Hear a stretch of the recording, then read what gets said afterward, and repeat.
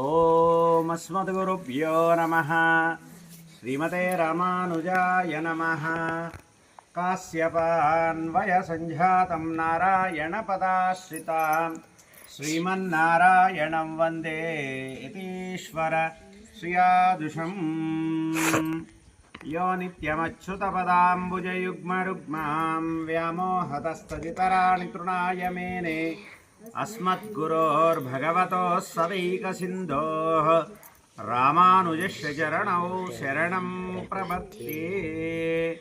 नीलातुङ्गस्थनगिरितटी सुप्तमभ्योऽद्य कृष्णं पारार्ध्यं स्वं श्रुतिशरशिरसिद्धमध्यापयन्तीं स्वोच्छिष्टायां सृजनिगलितं यावलाकृत्य भुङ्क्ते गोदा तस्यै नम इदमिदं भूय एवास्तु भूयः.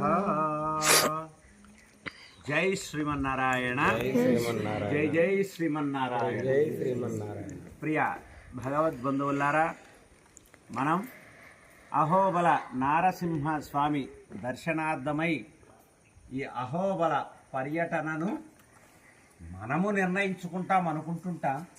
కానీ ఆ అహోబల నారసింహస్వామి మన మనసులలో ఆయన పట్ల కోరికను కలిగించి ఆయనే మన ఇంటికి వచ్చి మన చెయ్యి పట్టుకొని తన నివాసమైనటువంటి ఈ సన్నిధానానికి తీసుకొని వచ్చి మనల్ని మరలా మన ఇంటిలో దిగబెట్టి వస్తాడు అని పెద్దలు చెప్తూ ఉంటారు.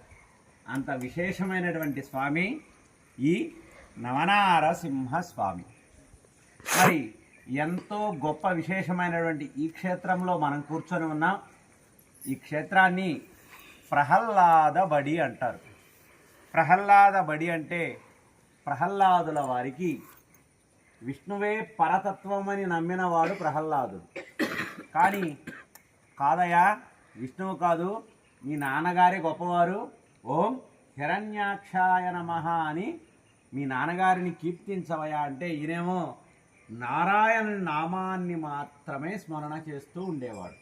మరి అలాంటి ఆ స్వామిని విద్యలో పరతత్వము శివుడు అని నిరూపణ చేయడం కోసం ఇక్కడికి పంపిస్తే ఆయన పరతత్వము విష్ణుమూర్తి అని తాను ఆచరించడం కాకుండా ఇక్కడ ఉన్నటువంటి విద్యార్థులందరికీ కూడా విష్ణువు పట్ల ప్రేమను కలిగింప చేశాడట. అలాంటి గొప్ప సన్నిధానం మనము ఈనాడు ఇక్కడ కూర్చొని ఉన్నటువంటి సన్నిధానం ఈ ప్రహ్లాద బడి అంటారు. మరి ఈ ప్రహ్లాద బడిలో భగవంతుడు మనకేమిస్తాడు? ఎంత దూరం వచ్చాం కదా, ఎన్నో కష్టాలు పడ్డాం కదా, ఏమేం కోరుకున్నారు అందరూ? ఏంది స్వామి మేము ఎక్కడున్నావు, ఇంత ఎత్తున నేను రావాలంటేనే మా కాళ్ళు నొప్పులు, కళ్ళు నొప్పులు, ఇంక మళ్ళా మాకు అవకాశం ఉందో లేదో అని అనుకుంటాం. ఎందుకు? శరీరం శ్రమ వల్ల, దేహ శ్రమ వల్ల. కానీ లోపల ఉన్నటువంటి ఆత్మ మనల్ని పరమాత్మతో మిళితం చేస్తూ ఉంటుంది. అంటే లోపల ఉన్నటువంటి ఆత్మ పరమాత్మతో కనెక్ట్ అయి ఉంటుంది.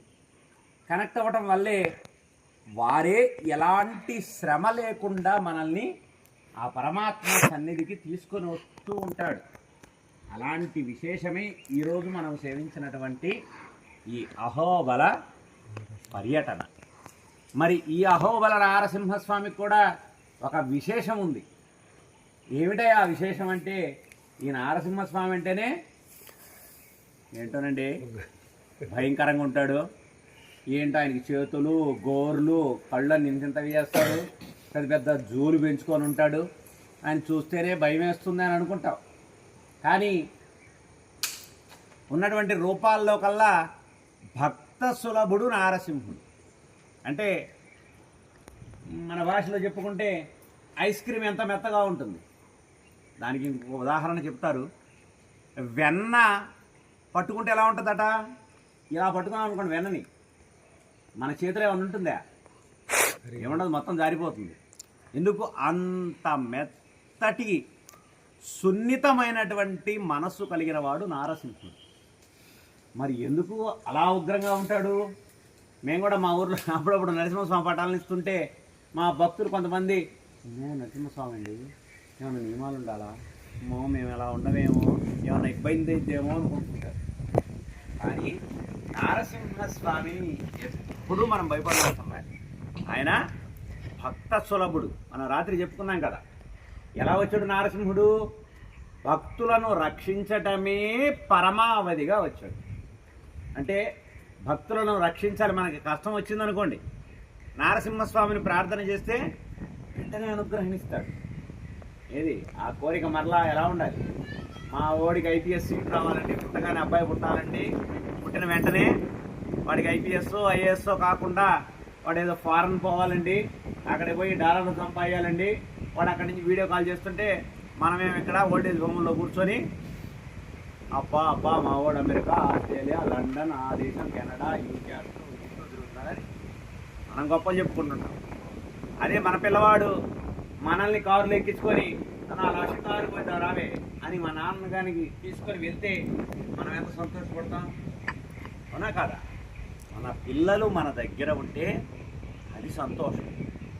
అలా మనం అందరం కూడా ఆయన పిల్లలతో అయితే మనమంతా ఎక్కడెక్కడ ఉన్నాం? కొంతమంది పొదల్లో ఉన్నాం, కొంతమంది గుంటూరులో ఉన్నాం, కొంతమంది ఎక్కడెక్కడెక్కడెక్కడో ఉన్నారు కదా. మరి అందరు అక్కడున్నా కూడా మన తండ్రి ఆయన కాబట్టి మనం లాక్కొని వచ్చాడు కదా.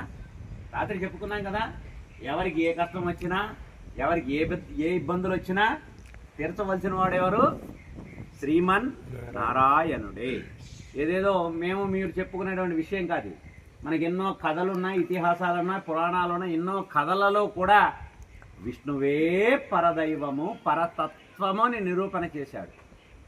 అలా మనం అందరం కూడా ఆయన పిల్లలం కాబట్టి ఆయన అనుగ్రహణతో ఈరోజు ఈ క్షేత్రానికి రావటం జరిగింది. మరి నారసింహస్వామికి ఇంకొక గొప్ప విశేషం ఉంది. ఏమిటా గొప్ప విశేషం? పారువేట తెలుసా మీకు? పారువేట అంటే దసరా రోజు ఏదో ఉత్సవాలప్పుడు స్వామి అలా పురప్పాడు అంటారు. మనకి దక్షిణ దేశంలో స్వామి ఆలయం నుంచి బయటికి రావడాన్ని పురప్పాడు అంటారు. అంటే పాపం ఆయన్ని చూడటానికి మనమంతా బిజీగా ఉంటాం. ఇందులో సీరియల్ మిస్ అయితే మళ్ళా నెక్స్ట్ ఎపిసోడ్ ఏమవుతుందో తెలియదు అనే భయము, అలాగే ఏ సినిమాని ఏ మిస్ అవుతామో అనే అదొక టెన్షను. పిల్లవాడు వస్తే వాడికి యూనిఫామ్ ఉతికామా ఉతకలేదా, వాడికి ఏమైనా స్నాక్స్ పెట్టామా, అవి ఇవనే బిజీలో మనం అంతా ఉంటామని ఆయన ఏం చేస్తాడు? అరే నువ్వు గుడికి రాకపోతే కనీసం నేనన్నా వస్తాను రా నీ దగ్గరకని భగవంతుడు మన గ్రామాలలో అలా సంచరించి వస్తాడు. దానిని పురప్పాడు ఉత్సవం అంటారు. అలా భగవంతుడు వచ్చి మన ఇళ్ళ మీదగా తిరుగుతూ ఆయన కరుణా కటాక్షాలను మన మీదకు అలా వర్షించి వెళ్తుంటాడు. అలాంటి ఉత్సవం ఎక్కడైనా ఏ ఆలయంలో అయినా పొద్దున బయటకు వచ్చాడు అనుకోండి, సాయంత్రంలోపు మరలా ఆలయంలోకి వచ్చేస్తాడు. కానీ అహోబలంలో అలా కాదు. అహోబలంలో స్వామి కనుమ రోజు కొండ దిగొస్తాడు. ఈ కొండపైన ఉండే స్వామిని జ్వాలా నారసింహుడు అంటారు. అంటే మనం క్రింద ఇందాక దర్శనం చేసుకున్నాం కదా, జ్వాలా నారసింహస్వామి, చెంచులక్ష్మి అమ్మవారిని దర్శించుకున్నాం కదా. ఆ జ్వాలా నారసింహస్వామి క్రింద ఆలయంలో రాత్రి మనం సేవించాం కదా, దిగువ అహోబిలంలో ఉన్నటువంటి ప్రహ్లాద వరదుడు. ప్రహ్లాద స్వామి ఎత్తుగా ఉంటారు కదా ఉత్సవమూర్తులు. ఆ ఉత్సవమూర్తుల్లో ప్రహ్లాద వరదుడు, ఈ ఎగువ అహోబిలంలో ఉన్నటువంటి జ్వాలా నారసింహుడు పురప్పాడుకు బయలుదేరతారు. దానిని పారువేట అంటారు ఇక్కడ. ఆ పారువేట ఎప్పుడు స్టార్ట్ అవుతుంది? సుమారుగా కనుమ రోజు స్టార్ట్ అవుతుంది. కనుమ రాత్రి బయటికి ఆయన వచ్చేసరికి దాదాపు 10-11 అవుతుంది. ఎందుకు? ఇక్కడ చెంచులు డప్పులు కొట్టుకుంటూ నృత్యాలు చేస్తూ విల్లంబులతో విన్యాసాలు చేస్తూ కోలాహలంగా ఉంటుంది. కనుమ రోజు జరుగుతుంది ఆ ఉత్సవం. అప్పుడు స్వామి ఇద్దరు ఒక పల్లకిలో ఇద్దరు కూర్చొని 45 రోజులు 33 గ్రామాలు తిరిగి వస్తారు. అర్థమవుతుందా? 45 రోజులు 33 గ్రామాలు. ఇక్కడ ఉన్నటువంటి చెంచు తండాలన్నీ కూడా వీరిద్దరు పోయి తిరిగి వస్తారు. ఎందుకు తిరిగి వస్తారు? ఆ తిరిగి వచ్చిన తర్వాత ఈ కళ్యాణోత్సవాలు జరుగుతాయి, అంటే బ్రహ్మోత్సవాలు జరిపించుకుంటాడు తిరిగి వచ్చిన తర్వాత. అది దాదాపుగా శివరాత్రి టైం అవుతుంది ఆయన తిరిగి వచ్చేసరికి. మరలా అలా తిరిగి వచ్చే సమయంలో అక్కడ ఉన్నటువంటి వారందరికీ చెబుతారు. మా శ్రద్ధగా వింటున్నారా? తర్వాత ప్రశ్నలు జవాబులు ఉంటాయి, శ్రద్ధగా వినండి.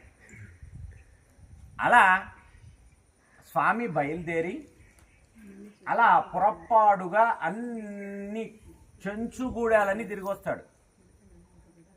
తిరిగి వచ్చి ఏం చెప్తాడు? మీ చెంచు లక్ష్మి అమ్మాయిని నేను పెళ్లి చేసుకుంటున్నాను, ఆ పెళ్ళికి మీరంతా రండి అని ఒక్కొక్క గ్రామానికి వెళ్ళి అందరికీ చెప్పొస్తాడు. మనం అప్పుడప్పుడు టీవీలో వింటుంటాం, భక్తుల వద్దకు భగవంతుడు అంటుంటారు చూసారా? ఈయన్ని చూసే ఆ పేరు వచ్చింది, భక్తుల దగ్గరికి భగవంతుడు. అలా ఆ చెంచు గూడాలన్నీ తిరిగి తిరిగి తిరిగి వారందరికీ చెప్పి, నేను మీ అమ్మాయిని చెంచులక్ష్మి అమ్మాయిని పెళ్లి చేసుకుంటున్నాను, ఆ పెళ్ళికి మీరంతా రండి, సకుటుంబ సపరివార సమేతంగా రండి అని అందరినీ పిలుచుకొచ్చుకుంటాడు. ఆ పిలుచుకొచ్చిన తరువాత ఇక్కడ బ్రహ్మోత్సవాలు జరుగుతాయి. అంత గొప్ప స్వామి ఈ అహోబల నారసింహస్వామి. చూసారా? ఎక్కడా వినలేదు మనకి ఇలాంటి చరిత్ర. దానికి ఆ పార్వేట ఉత్సవానికి ఈ మధ్యకాలంలో యునెస్కో గుర్తింపు కూడా కోసం ప్రయత్నిస్తున్నది. వచ్చిందో లేదో మాకు తెలియదు. ఆ యునెస్కో గుర్తింపు అంటే హెరిటేజ్కి సంబంధించి, ఇది ఇప్పుడు నుంచి జరిగింది కాదు, ఇది నిన్న మొన్న మొదలుపెట్టింది కాదు, ఎప్పటి నుంచో కృత యుగం నుంచి కార్యక్రమాలు జరిపిస్తూ ఉన్నారు. అలా భక్తుల వద్దకు వెళ్ళేటువంటి వారు ఎవరైనా ఉన్నారా అంటే ఈ అహోబల నారసింహుడు మాత్రమే. అందుకే మీకు చెప్పాను చూసారు ఇందాక, మనం అహోబిలం వెళ్ళాలంటే మన ఇంటికి వచ్చి మన చెయ్యి పట్టుకొని ఆయన తీసుకొని వచ్చి తన ఇంటిలో ఉన్నటువంటి విశేషాలన్నిటినీ పెద్దల ద్వారా ఇక్కడ చెప్పించి మరలా మనందరినీ ఇళ్ళకి తీసుకొని వెళ్ళి వదిలిపెట్టి మరీ వస్తారు. అంత గొప్ప మహిమాన్వితమైనటువంటి స్వామి ఈ నారసింహస్వామి. అంత చరిత్ర ఉంది నారసింహస్వామికి. మీ డౌట్ తీరిందయ్యా? సంతోషం. అలా నారసింహస్వామి భక్తవత్సలుడు అంటారు. నారసింహస్వామిని మనము వెంటనే శరణాగతి చేసుకోవాలంటే ఏం చేయాలి?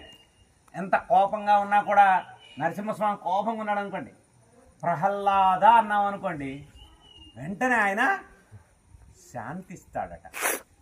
అందుకే ఉగ్రరూపం దాల్చినప్పుడు ఆ లక్ష్మీదేవి కోసం సకల దేవతలందరూ కూడా ఆయన్ని శాంతింపజేయడానికి దగ్గరికి పోతుంటే ఆ చూపులకు, ఆ ఉగ్రానికి, ఆ గాండ్రింపుకి ఈ సృష్టి మొత్తం అతలావితలమవుతుందట.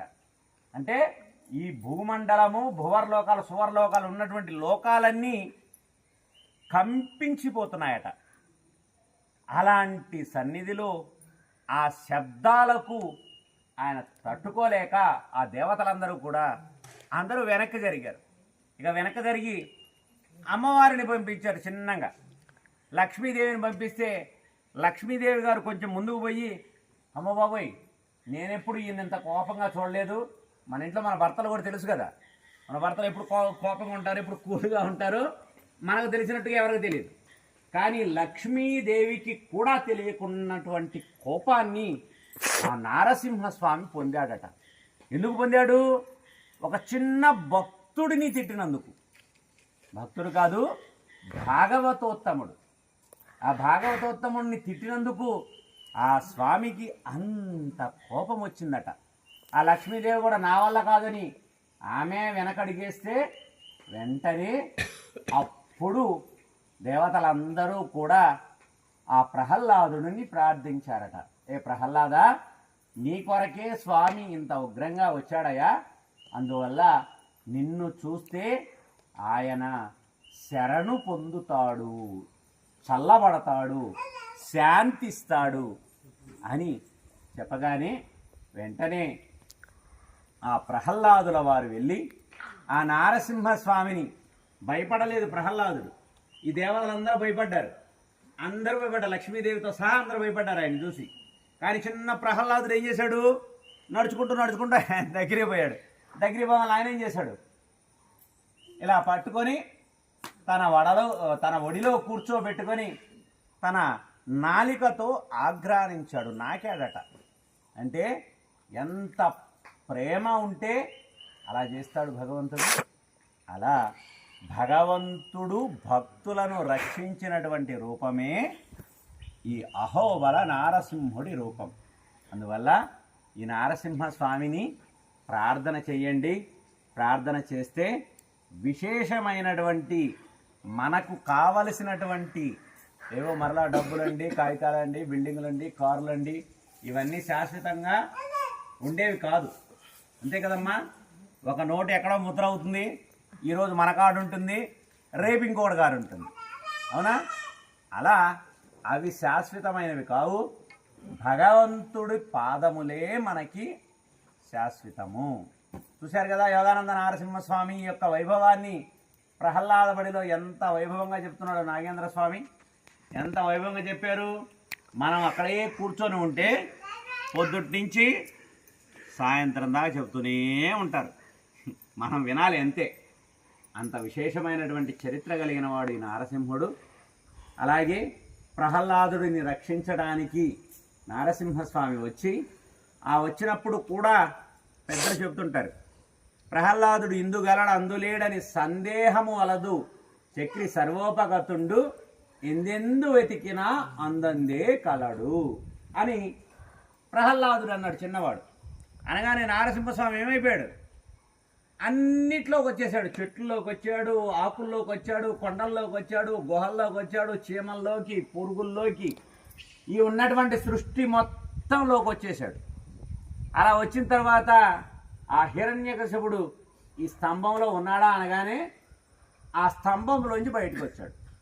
మిగిలిన రూపాలన్నిటిలో ఇప్పటికీ ఉంటాడు. ఎందువల్ల ఇంకొక హిరణ్యకశిపుడు ఎవడన్నా తగులుతాడేమో అనేటువంటి ఉద్దేశంతో ప్రహ్లాదుడు లాంటి భక్తుడు మరలా ఈ సృష్టిలో పుడుతూనే ఉంటారు. మరి అలాంటి వారికి ప్రమాదం కలిగించడానికి ఎవరైనా ఉంటారేమో అని ఆ హిరణ్యకశిపుడిని సంహరించడానికి ఈ నారసింహస్వామి ఈ సృష్టిలో ఇప్పటికీ తిరుగుతూనే ఉంటాడు. ఎందువల్ల రామావతారం వచ్చిన తర్వాత మళ్ళా వెళ్ళేటువంటి మార్గం తీసుకుని వైకుంఠానికి వెళ్ళాడు. కృష్ణావతారంలో వైకుంఠానికి వెళ్ళాడు. అనేక రూపాలను ధరించి వచ్చినప్పుడు కూడా అనేక రూపాలలో మరలా వెళ్ళిపోయాడు కాలము అంతము తరువాత. కానీ నారసింహస్వామి అంతమైనట్లుగా నారసింహస్వామి తన రూపాన్ని వదిలివేసి వైకుంఠానికి వెళ్ళినట్లుగా మనకి ఎక్కడా చరిత్ర లేదు. అంటే నారసింహస్వామి ఇప్పటికీ ఎప్పటికీ కూడా మన మధ్యనే తిరుగుతూ ఉంటారు, మనల్ని అనుగ్రహిస్తూనే ఉంటారు అని పెద్దలు చెబుతూ ఉంటారు. అంత గొప్ప క్షేత్రమైనటువంటి ఈ అహోబల నారసింహస్వామి సన్నిధిలో మనందరికీ భక్తికి మూలమైనటువంటి భాగవతోత్తముడైనటువంటి ప్రహ్లాదుడు నడిచినటువంటి ఈ ప్రాంతంలో మనమంతా ఉన్నామంటే ఆ ప్రహ్లాదుడి వారసులమే. కాబట్టి ఆ స్వామి మనందరినీ దగ్గరకు తీసుకొని ఆయన వాత్సల్యాన్ని మనకి ఇస్తూ ఉన్నారు. అలాంటి అవకాశం కూడా అందరికీ అందాలని, ఇలాంటి అవకాశం మనకిచ్చిన ఆనందం అందరికీ కూడా అందించమని ఆ నారసింహస్వామిని ప్రార్థన చేస్తూ జయ హో నారసింహ భగవాన్ కీ జై. అహో బల ఉగ్ర నారసింహ భగవాన్ కీ జై. జ్వర నారసింహ భగవాన్ కీ జై. మలోల లక్ష్మీ నారసింహ భగవాన్ కీ జై. ప్రహ్లాద రక్షిత యోగానంద నారసింహ భగవాన్ కీ జై. మలోల లక్ష్మీ నారసింహ భగవాన్ की जय. भूवराह क्रोड़ नारसिंह भगवान की जय. चंचु लक्ष्मी समेत पावन नारसिंह भगवान की जय.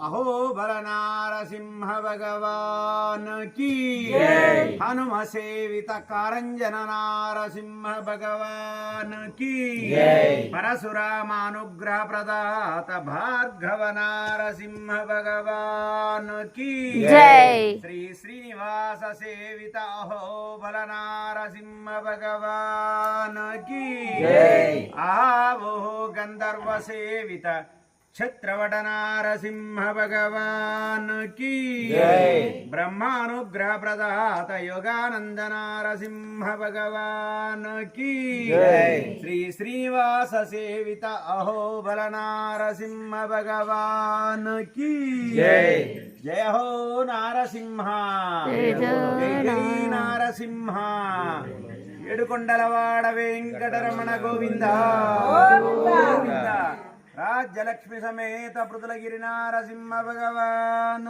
కీ ఏడుకొండలవాడ వెంకటరమణ గోవింద గోవింద జై శ్రీమన్నారాయణ.